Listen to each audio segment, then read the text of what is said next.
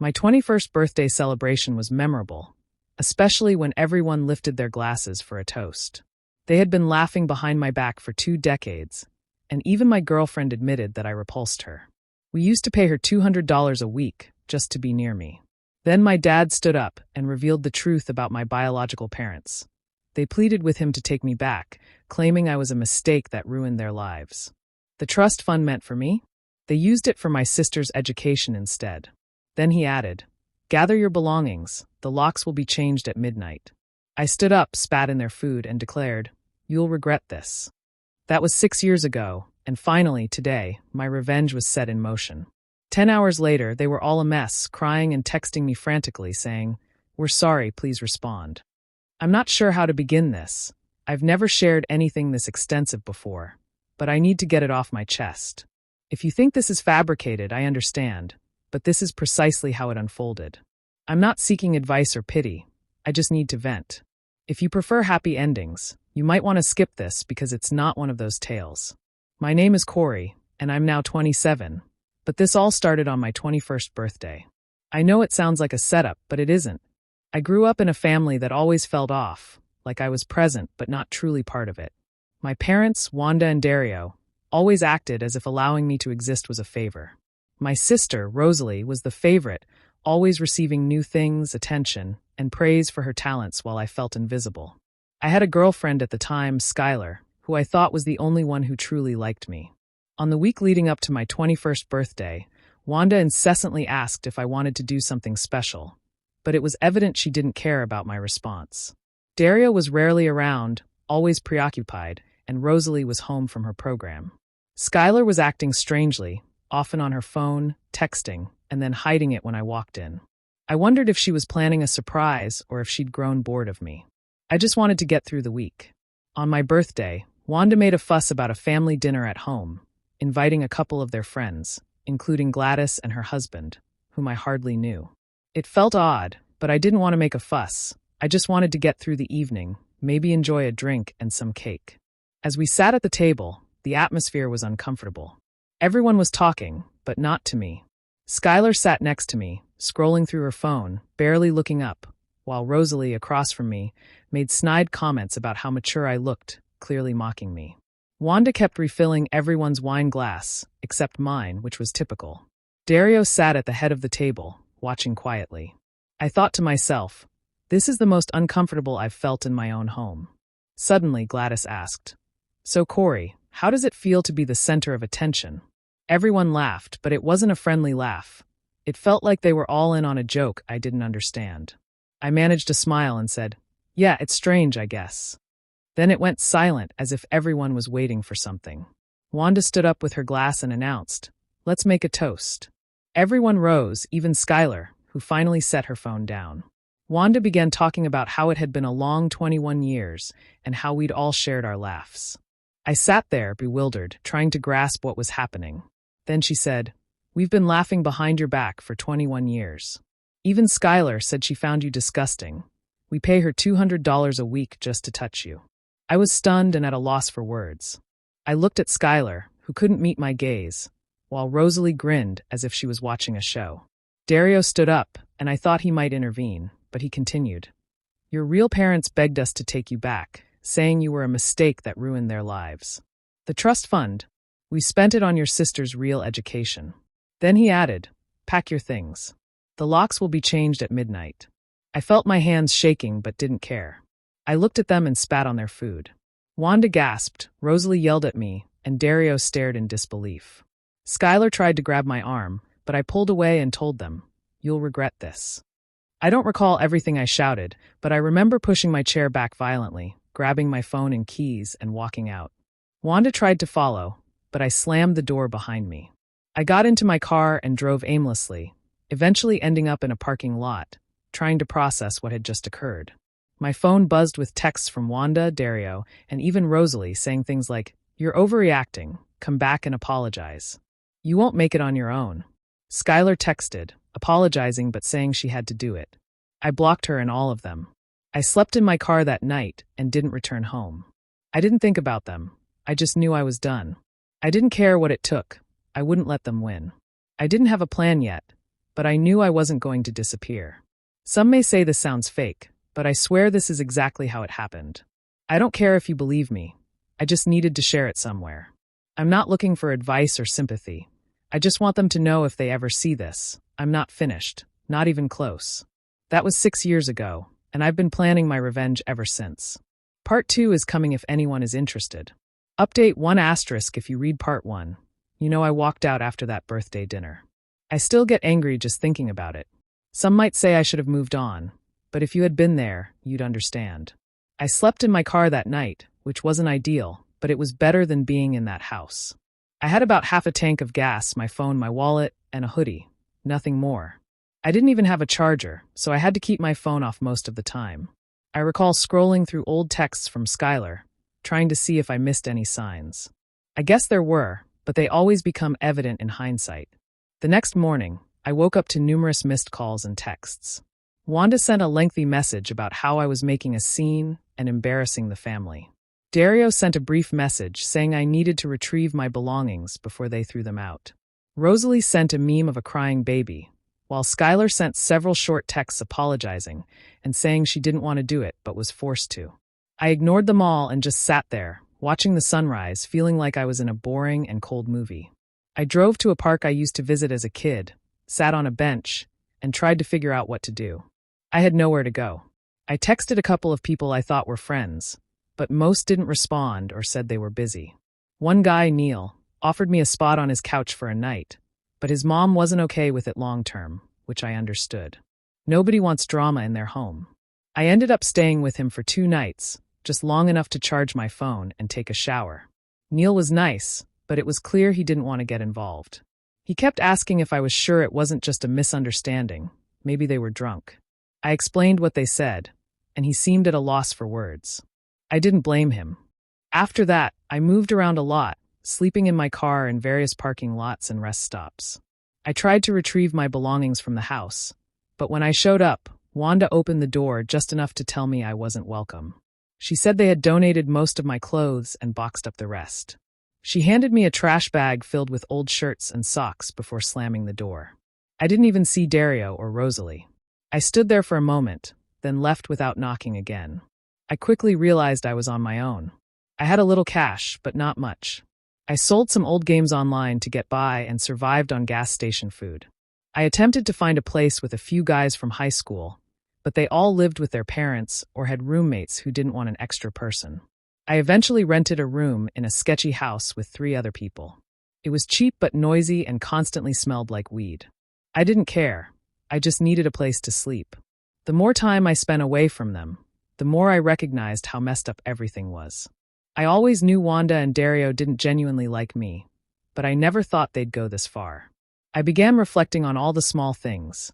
How Rosalie always received new items, how they joked about me being the spare, and how Skylar only wanted to hang out with my family when there was money involved. It all started to make sense. They saw me as a joke or a burden. I began following them online to keep tabs on what they were up to. Wanda posted fake happy family photos on Facebook, acting like nothing had happened. Dario rarely posted, just the occasional photo of his car or some motivational quote. Rosalie was active on Instagram, sharing about her wonderful life and hard work in her program. Skylar blocked me everywhere, but I created a new account to see what she was up to. She was already posting pictures with a new guy just a week after my birthday. I guess that's how it goes. I started to feel furious, really furious, not just at them, but at myself for not seeing the signs sooner. I began documenting everything I remembered, comments they made, things I overheard, peculiar conversations. I looked for ways to get back at them without breaking the law. I just wanted them to feel what I felt, even if it took time. One thing I noticed was how Wanda and Dario frequently discussed money, even during my childhood. They'd argue over bills, Rosalie's education, and vacations we never took. Once, Wanda screamed at Dario about a loan they needed to repay and how they couldn't afford another mistake. I didn't understand back then, but now it made sense. They were in financial trouble, and they blamed me for it. I started searching for anything I could use against them, checking public records, old emails, anything I could find. It wasn't easy, but I had plenty of time. I discovered that Rosalie's program wasn't even a legitimate school. It was an online thing she barely attended. Wanda always boasted about how intelligent she was, but it was all a facade. Dario was behind on car payments and receiving letters from the bank. I began to think maybe I could exploit that, just enough to make them sweat. I started small, sending anonymous tips to the program about Rosalie not attending. I knew she'd get in trouble if they found out she was lying. I left negative reviews about Wanda's charity work to spark questions. I made sure Dario's car received parking violations to annoy him. Nothing illegal, just irritating. I wanted them to feel like they were losing control. The more I pushed, the more they began to notice. Wanda called me one night, screaming about how I was ruining her life. I hung up. Rosalie DM'd me, calling me jealous and pathetic. I didn't respond. Dario showed up at my place once, banging on the door, but my roommate told him to leave or he'd call the police. Dario shoved him before leaving, and I watched from the window, ensuring he was gone. I realized they weren't as strong as they pretended to be. They were scared, or at least annoyed, and that was enough for the time being. I started saving every message, every voicemail, every little thing they sent me. I wanted a record just in case. I talked to people who knew them to see what they were saying.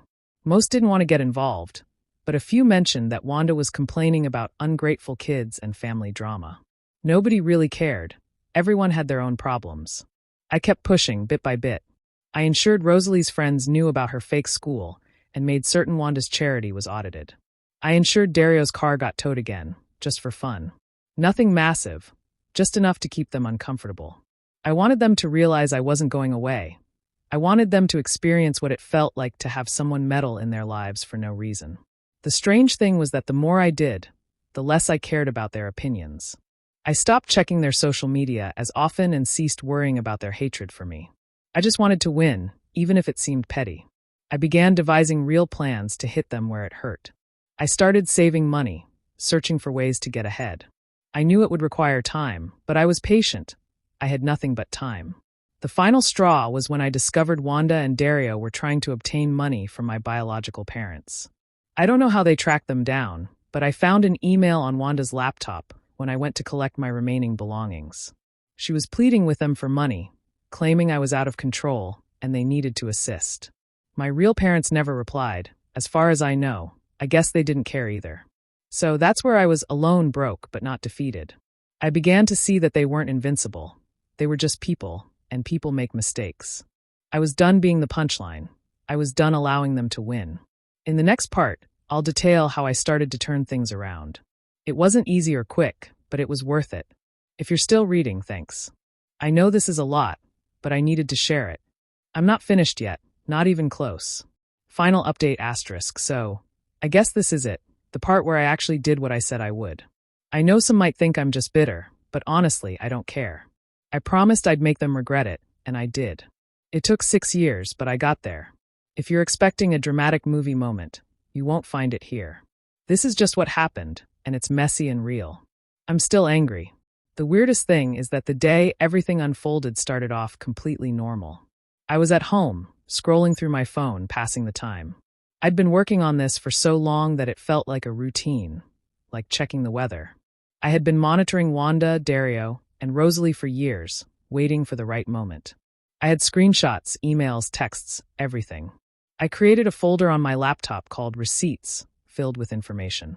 I had been patient, but I was done waiting. What triggered everything was an unexpected message from Rosalie. She simply said, "You win, I hope you're happy." I didn't even respond. I just sat there, staring at it, thinking, yeah, I am. But I wasn't finished yet. I started with Wanda. She had been running her charity scam for years, always boasting about her community contributions. I had proof she was skimming money. Not a lot, but enough to get her into trouble with the board. I sent everything to the board members all at once. I didn't sign my name. I just dumped the entire folder into their inboxes. I heard from someone, not even a friend, just an acquaintance from school, that Wanda got called in for a meeting and emerged looking like she'd been slapped. She attempted to brush it off, but people started raising questions. She posted a lengthy rant on Facebook about betrayal and fake friends, but nobody cared. Then there was Dario. He had been hiding his financial issues for years, acting like he was a big shot. I knew he was behind on car payments and owed money to several people in town.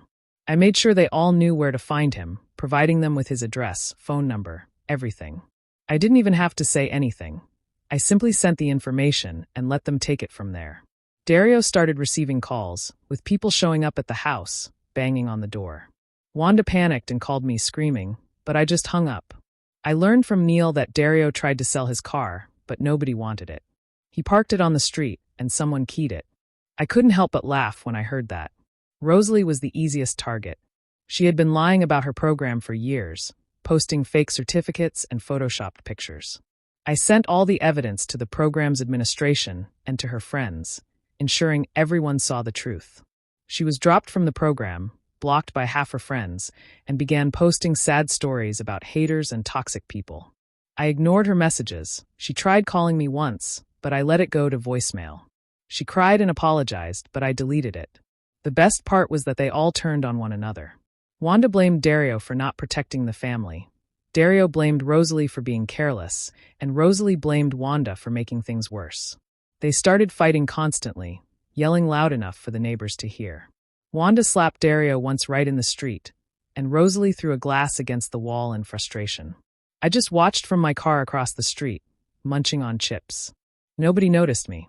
About 10 hours after I sent everything out, my phone began blowing up with texts from Wanda, Dario, Rosalie, and even Skylar. Yes, she tried to get involved too, as if I'd ever speak to her again. They all pleaded, saying, "Please stop, we're sorry. Just talk to us, we'll do anything." Wanda sent me a lengthy message, saying she never meant to hurt me and only wanted what was best for the family. Dario said he was sorry for everything and wanted to talk. Rosalie sent crying emojis, saying she couldn't take it anymore. I didn't respond to any of them. What struck me was how quickly everything unraveled. They spent years making me feel like I was worthless, like I was just a joke, and it only took a day to ruin their lives. I didn't even have to do anything illegal. I just revealed the truth and let them handle the fallout. I know some may say I took it too far, but honestly, I don't care. They deserved it. Wanda ended up resigning from the charity. Dario sold his car for nearly nothing and moved in with his brother, and Rosalie dropped out of her program and returned home, though no one talks to her anymore. Skylar attempted to message me a few more times, but I blocked her. I heard from Neil that Wanda and Dario barely speak, and Rosalie spends most of her time in her room. I don't feel guilty, not even a bit. I know this isn't a fairy tale ending. I'm still on my own, still figuring things out, but at least now when I see their names on my phone, I feel nothing, just done. I said I'd make them regret it, and I did. That's enough for me. So that's it, 6 years of anger, and now it's over. If you're reading this and have ever been in a similar situation, just know you don't have to forgive anyone. You don't have to be the bigger person. Sometimes you just have to win.